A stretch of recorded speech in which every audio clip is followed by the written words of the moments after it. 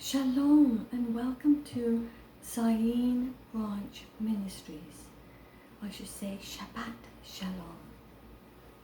Today it is the 13th of February 2020, but on Yah's calendar it is the 1st of Adar, the first day of Adar, the month of Adar.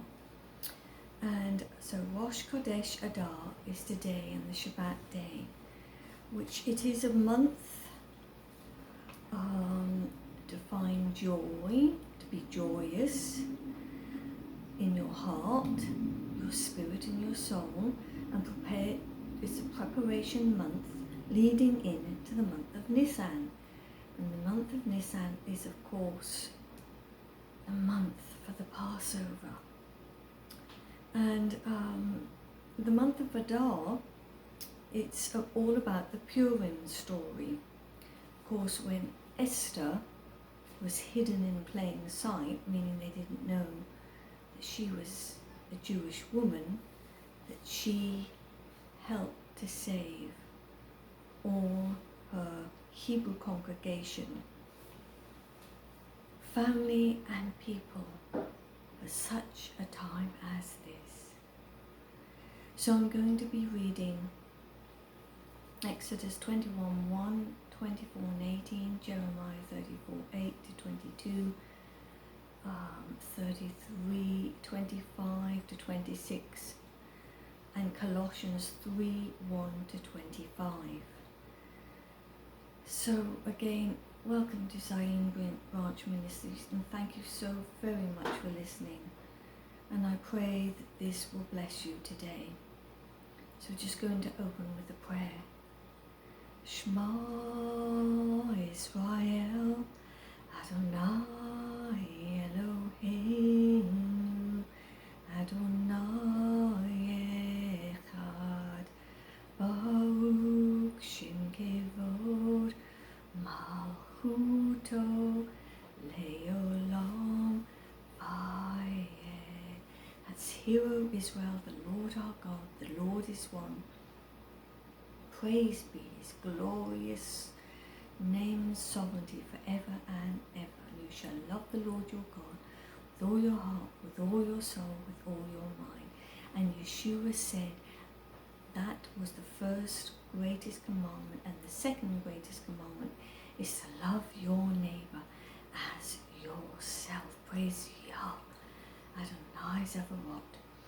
So I'm going to be reading Mishpatim, which means judgements, but also can mean judges and a judge.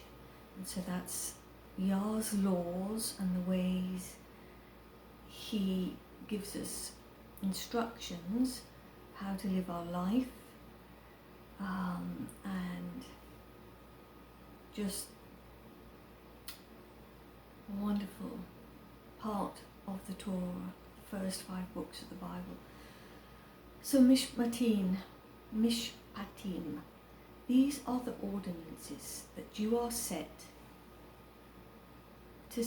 before them. The last week's portion of scriptures, which was Israel, received the 10 commandments at Mount Sinai. And this week, God gives specific legislation and the laws called the Mishpatim, which means judgments. They're intended for people to be led into righteousness and justice. And once we were slaves, when you acquire a Jewish bondsman for 6 years, he shall work, and in the 7th year he shall go free. That's Exodus 21:2. Since the Israelites had just been released from slavery, the first of God's Mishpatim deals with servants and slaves. According to the rabbis, the 6 years that a slave is obligated to work represents the 6,000 years that we will work to serve the Lord. The 7th year of freedom represents the Messianic age, 1,000 years when we will rule and reign from Jerusalem with Messiah Yeshua, who will sit on the throne of his earthly father David. Several verses later in this passage, the painful experience of the Israelites in Egypt are highlighted again, this time to elicit empathy for the foreigner. God commands the Israelites that foreigners be treated with kindness and respect. You shall neither mistreat a stranger nor oppress him, for you were strangers in the land of Egypt. That's Exodus 22:21. And so the Parasha Mishpatim contains 53 mitzvot, which means commandments, 23 imperative commandments, and 30 prohibitions. This series of laws, also called the Covenant Code by some Bible scholars, specify penalties for various violent crimes such as murder, kidnapping, and assault. Premeditated murder, kidnapping, and striking or even cursing a parent all carry the death penalty.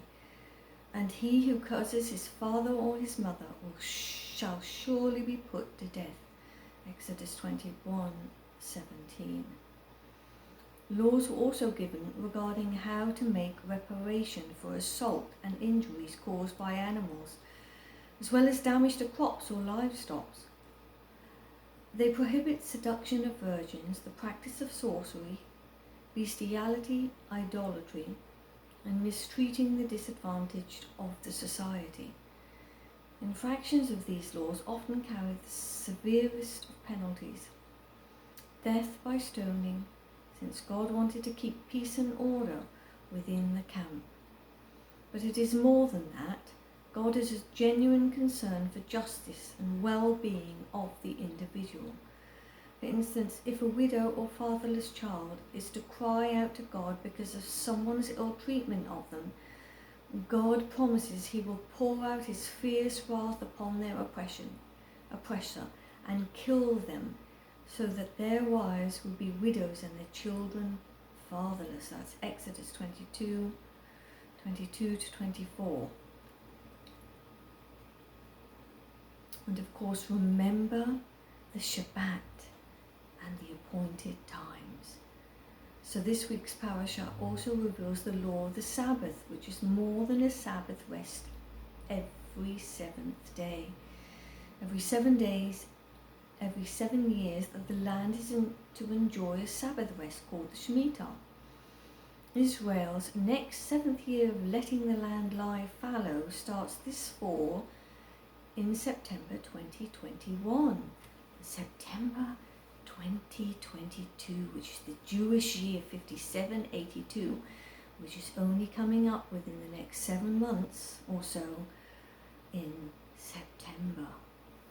6 years you shall sow your land and gather in it its produce. But the 7th year you shall let it rest and lie fallow, that the poor of your people may eat, and what they leave the beasts of the field may eat. That's Exodus 23:10-11. As well as the 3 pilgrimage festivals are mentioned at this time, when all adult Jewish males are to appear before the Lord. But it isn't just the adult Jewish males. They are actually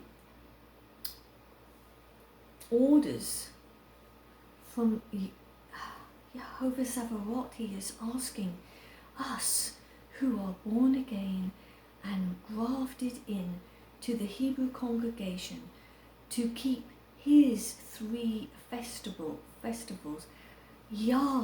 God's festivals, not really the Hebrew congregation's festival, but of course they keep them because they love God and they are God's chosen people, so they follow all his ordinances.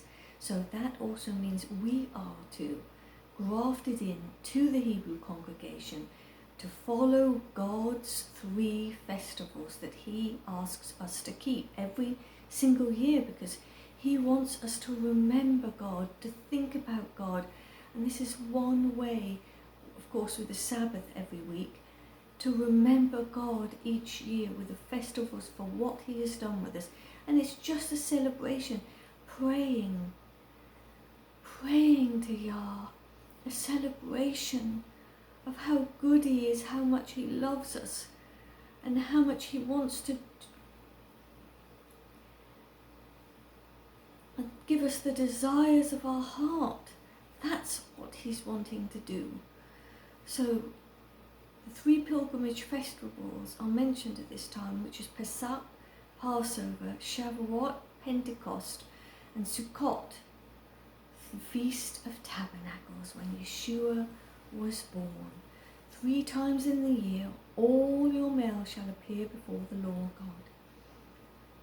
In this parashat, Moses reads before all the people the book of the covenant that God has given Israel. After the people commit to keeping God's laws, Moses sprinkles blood upon the altar and on the people as well, since all covenants are formally ratified and are usually sealed with blood. At that time they were. Then he took the book of the covenant and read in the hearing of the people, and they said, all that the Lord has said we will do and be obedient. So that's sort of saying, yes, I will, I do. A covenant marriage with Yah. That was the first covenant marriage that was made with Yah. Adonai Zavarot, our most holy God and King. All that the Lord has said we will do and be obedient. And Moses took the blood and sprinkled it on the people and said, this is the blood of the covenant which the Lord has made with you according to all these words. Exodus 24, 7-8. Likewise, the new covenant was sealed with the blood of Messiah, of course, Yeshua the Lamb of God, at the Passover meal with his disciples. Yeshua held up the cup of redemption and said, this cup which is poured out for you is the new covenant in my blood. Luke 22:20. The most righteous of all men, Yeshua HaMashiach, our Messiah, became the final atonement for all generations who accept his sacrifice on their behalf. I, the Lord, have called you in righteousness. Praise God, he has called us. I will take hold of your hand. I will keep you and will make you to be a covenant for the people and a light for the Gentiles, to open eyes that are blind, to free captives from prison, and to release from the dungeon those who sit in the darkness. Isaiah 42, 6-7. So the Haftarah Mishpatim opens with the covenant of King Zedekiah, the last king of the first temple time, and the people of Jerusalem made with each other before God in his holy temple. In that covenant they agreed to free the Hebrew slaves who had been held longer than the prescribed term of 6 years. Sadly, it seems the people tried to manipulate God by freeing their slaves as God commanded, so that he would turn back siege forces coming against Jerusalem. Once those siege forces turned back, the people broke the covenant by forcing the freed men and women back into slavery. God reminds them of their seriousness of this covenant with each other by including Jeremiah's prophecy, their act of walking between 2 halves of a slaughtered animal. Why such a gory scene? Covenants are not to be taken lightly. As covenant parties walked through these bloody carcasses, they saw the punishment to themselves of violating the covenant they made. They would also be cut into metaphorically, if not literally. In this Haftarah, God justified the people for violating the covenant they made. They also violated the law God gave their ancestors when they left Egypt to free slaves after 6 years of work. As a result, God promised to release famine, pestilence, and the sword over the city, to bring Babylon against Jerusalem, which occurred under Zedekiah's watch. Jeremiah 34, 8-16. Therefore is a judgment prophecy against the re-enslavement Judean slaves and the breaking of covenant. Through today, we cannot make a covenant with God in order to get a particular result. In this case, the safety of Jerusalem. And then we neg on our agreement once we get what we want. Just as God had his eye on the covenant made with Zedekiah, he has his eye on the covenants and promises that we make with him and with one another. Moreover, we cannot expect to treat people as less worthy than ourselves, to take away the inalienable rights or take advantage of their time, talents or labour and expect God's blessings. God is not like that. He is a covenant-keeping God and he wants us to be just as faithful. If I have not made covenant with day and night and established the laws of heaven and earth, then I will reject the descendants of Jacob and David, my servant, and will not choose one of his sons to rule over the descendants of Abraham, Isaac and Jacob, for I will restore their fortunes and have compassion on them. Praise God. So many have falsely said that God has finished with his chosen people. However, Bible prophecy clearly states that this is never to be so. In fact, in these last days, God is moving among his people to physically and spiritually restore them. Praise Yah. Oh, praise Yah Adonai Sabaoth. And I just wanted to mention that was a reading from the Bibles for Israel family. And you can find them for biblesforisrael.com. It is a wonderful thing to subscribe to. And they have allowed me to read their writings per week. So thank you very, very much for listening. I pray, I hope and pray that this has blessed you at this time, on this Shabbat, on the first day of Adar, leading us in a joyous, most joyous month, leading us into the month of Nissan for the Passover time. So thank you very much for listening. I really appreciate your time. Please subscribe or give me a thumbs up, and I will leave you with this prayer. May the Lord bless you and may the Lord keep you. May the Lord make his face to shine upon you and be gracious to you. May the Lord lift up his countenance upon you and give you his peace, his shalom. Ayeh asher ayeh. Thank you very much and shalom. Go in peace.